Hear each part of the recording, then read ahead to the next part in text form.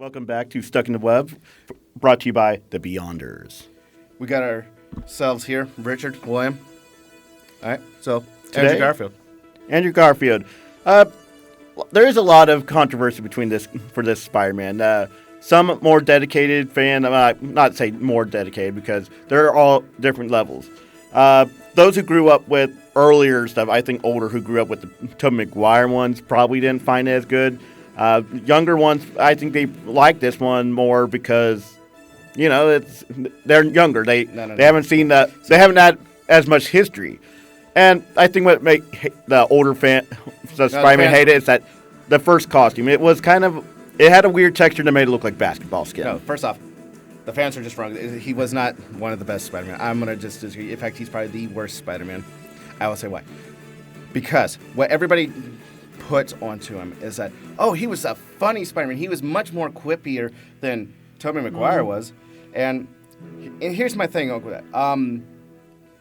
He was quippier, but the writing for his characters didn't work. I mean, first off, the chemistry between him and Uncle Ben, when Uncle Ben died, followed flat. You didn't feel anything from him. You didn't have any connection with him. And then the whole thing is his life as Peter Parker was not Peter Parker. It was just some guy. Which, sure, you can do your own interpretation, but here's the problem, is that you didn't really feel for him as a character for Peter Parker. If you can't feel for the character behind the mask, in this case, you don't got a character. Well, I agree. I didn't feel him as Peter Parker because he was smart. He built the web shooters. Unfortunately, he didn't make the web fluid. He took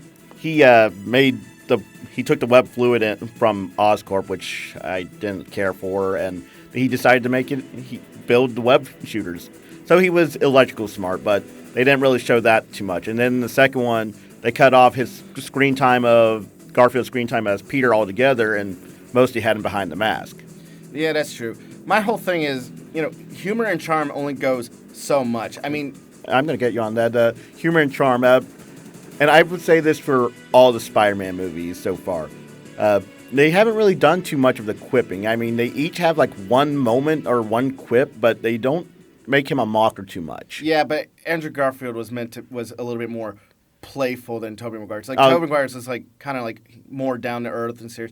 Andrew Garfield was a little bit more that I think. I'll give you that. Garfield definitely had a more lively personality, whereas Tobey was definitely more stiffer, kind of like an intellectual, steady, calm type.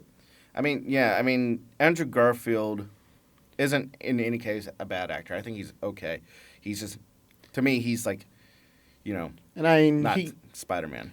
I mean, in the suit, he does all right because they showed he was a skateboarder, not out of character for Peter, honestly.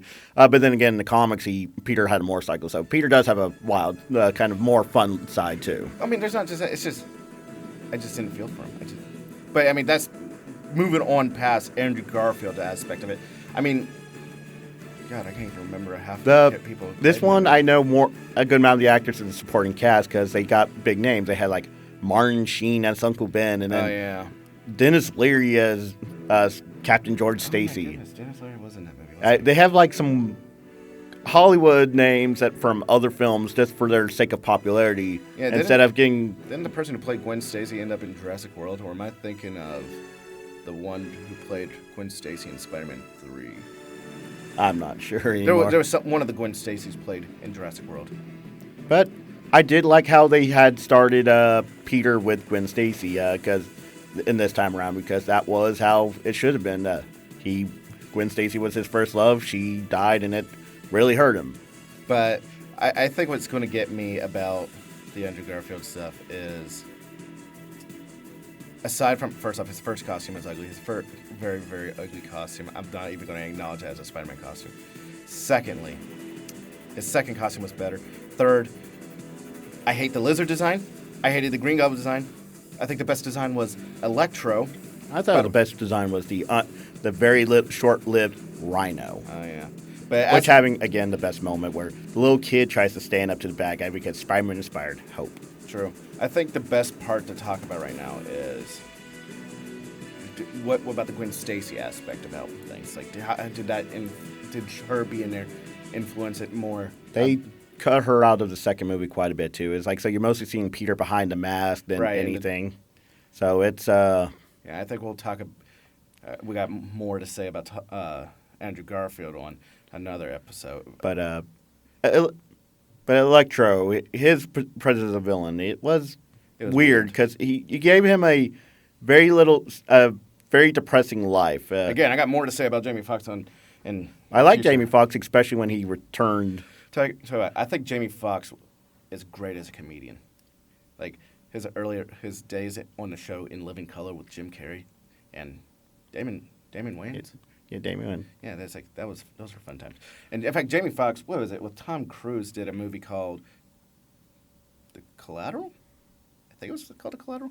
He does great movies. I mean, I think they should have made him more of a strong type villain, not I'm a very. If they wanted to get someone very nerdy to play, Electro, they should have went with Julia White, made him Steve Urkel, and then he became Stefan. Which is what they kind of did because especially when Jamie Foxx returned. I just kind of felt bad for Jamie Foxx in that movie. It's like, if anything, that was kind of like a blemish in his career. But I agree with the Lizard though because it was very weird face because he didn't really looked like he was wearing I mean, they could have just made skin. They definitely could have gave him more of a gator-like face instead of like that flat face. Yeah, I mean, it's like I'm like, what am I looking at? Is that an iguana? But no, I think when it comes to Spider-Man movies, Andrew Garfield is probably the weakest one to me. And fans can have their opinions; they can have their say. But And there's no wrong answer, but I mean, like I said, it's just old versus new.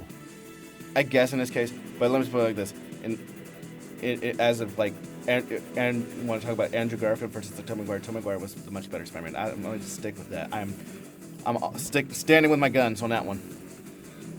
But I think that's all I got to say about Andrew Garfield is bottom tier Spider-Man.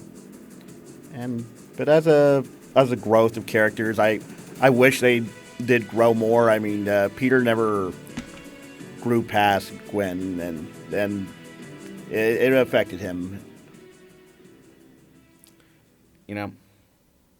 Maybe, but like I said, that's all I gotta say about Andrew Garfield. It's like there's not enough in there for me to say he got 2 movies, he got canceled. That's it. He short burn. Yeah, absolutely. Yeah, enough said. Enough said. All right. Another thing with Garfield's film that I felt was lacking is it definitely had lack of character. So you see a scene where Garfield does send emails of photos of Spider-Man to Jameson, but that's all you get is Jameson. You didn't have the hilarity of, I hate this Spider-Man, he needs to be taken down. You didn't have that fun rant like Toby and J.K. did. Yeah, it's just, I don't know. It's just there's a lot of misses in that for me, that movie. And I'm not the biggest Spider-Man fan, but, I know superhero comics, and this to me was like, again, going to be another unpopular opinion. To me, this is like the Dark Knight trilogy. I did not care for the Dark Knight trilogy. It wasn't Batman.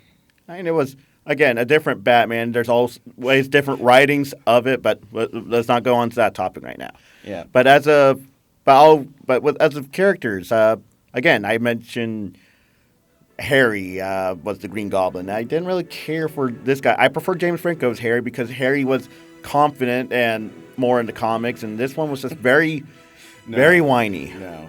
It's like... James Franco was a better Harry Osborn than... I can't remember his name because... I didn't care for him enough to recognize him because... You know who else was a better Harry? The Insomniac Games. I would have picked that Harry. In fact... James Franco came off more like that one than this guy did. Yeah. But, I guess behind the scenes wise, it's like, who was it? Steven Webb who directed the movie? Something Webb, right? Maybe. Or was it that the guy who did the music was his last name Webb? No. I think that you're thinking of... I think that's the person who actually was writing comics and more recently. No, there was someone named Webb involved with the Andrew Garfield movie. I know that much. I remember it because it was like... There was the whole joke that something Webb worked on a Spider-Man movie. Mark Webb? Maybe. I don't know. The music kind of... It's like... Again, the music fell flat. That was Hans Zimmer music, which... Was that... Who did Hans Zimmer did the music for that, and while he does have good music in some movies, not all of them are as memorable as others. I mean, when you're hearing it, it's light as day, you know what it's from, but you can't really think of the music when outside. But I mean, a good amount of them you do, but not every single one. I guess that's true.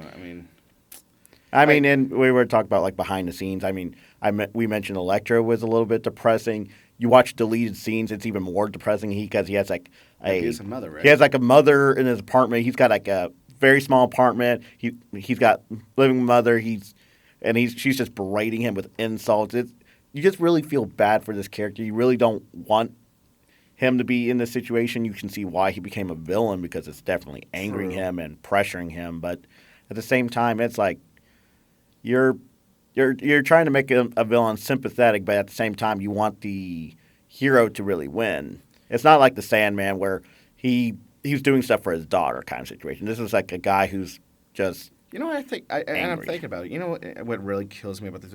I think the problem with the Andrew Garfield Spider-Man movies is that Andrew Garfield's actually the real bad guy in the entire movie. How so? Think about it. If he didn't go talk to Doc Connors, the lizard wouldn't have been created.